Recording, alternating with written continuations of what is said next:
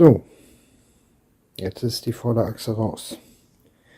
Ich habe sie am Ganzen rausgenommen, weil ich bei meinem Versuch, die Lenkung abzunehmen, die Kugelköpfe von den Lenkhebeln abzunehmen, erst einmal gescheitert bin. Die sind alle so fest, die kriege ich nicht ab.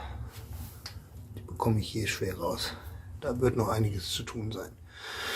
Ansonsten sehen wir einen komplett festen Stoßdämpfer, sehr viel Heidesand von vor 30 Jahren.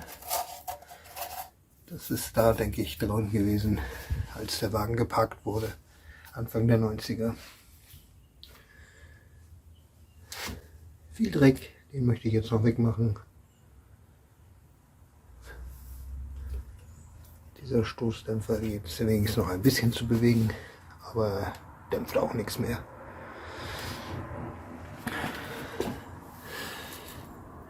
Erstaunlicherweise relativ gut erhaltene Stabi-Gummis, natürlich nicht die, aber wenigstens die.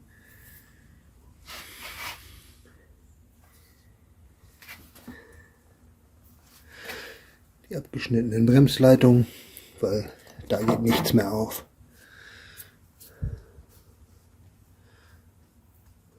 Ja, das Ganze hier jetzt auf dem Rollbrett, damit man es bewegen kann. Und die gesamte Karosserie ebenfalls auf dem Rollbrett. Hier ist jetzt vorne nichts mehr drin, wie man sieht. Leer. Wagen sozusagen höher gelegt, vorbereitet, auf dass wir ihn dann bei Zeiten hin und her bewegen und uns den rostigen Bodenblechen widmen können.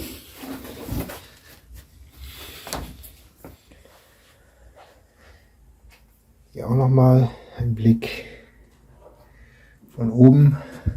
Hier dran war das Lenkgetriebe, da hinten die Aufhängung von der Umlenkung für die rechte Seite, die letzte Bremsleitung, die nach hinten durchgeht, die hier noch drin ist. Ansonsten Dreck weg, Oberflächenrost weg, ein paar Löcher zuschweißen und dann können wir irgendwann wieder mit, nachdem wir alles sauber gemacht und schön gemacht haben, mit dem Zusammenbau beginnen.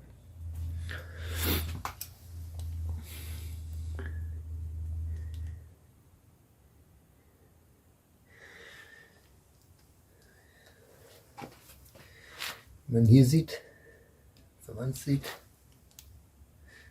Kugelgelenk, die Manschette hat ein wenig Hitze abbekommen jetzt, weil ich schon mit Feuer versucht habe, diesen Hebel irgendwie zu lösen.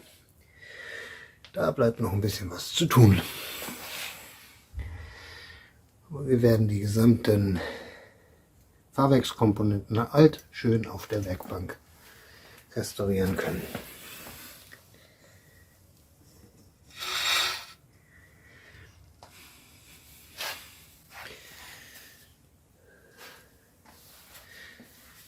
Nur rostig, aber nicht wirklich verschlissen. Die Mutter ist jetzt auf dem Stumpf der abgerissenen Schraube festgeschweißt. Ich hoffe, wenn es abgekühlt ist, dass das so stabil ist, dass ich damit den Stumpf ausdrehen kann. Wir werden es sehen.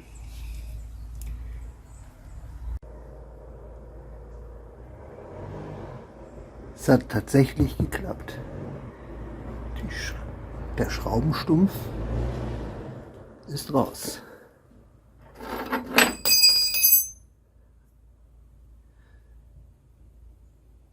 Diese Notbehelfsschweißung, auch wenn sie sehr schief geworden ist, hat geklappt. Inklusive der Hitzeeinwirkung wahrscheinlich, konnte ich unter Rettung des Gewindes den Schraubenstumpf entfernen.